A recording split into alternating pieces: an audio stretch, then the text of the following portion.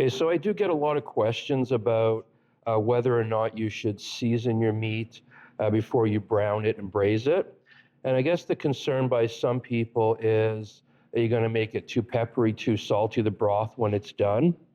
I've never had the issue, never had something come too salty, too peppery because I've pre-seasoned.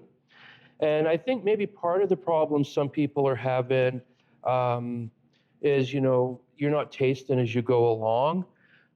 So, maybe you season this up, you brown it off, you add your stock, your wine, whatever it is, and then maybe you're throwing in more salt and pepper.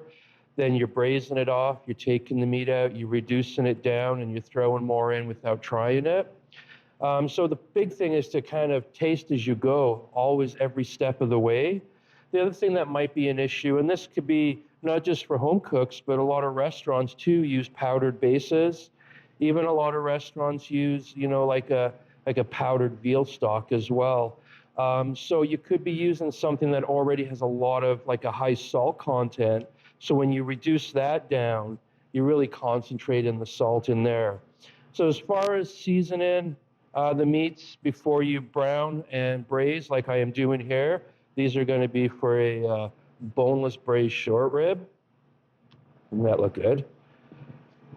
I season them like I would a steak before I throw it on the grill, brown it, put in my stock, put in my wine, braise it off. I don't add any salt at that point.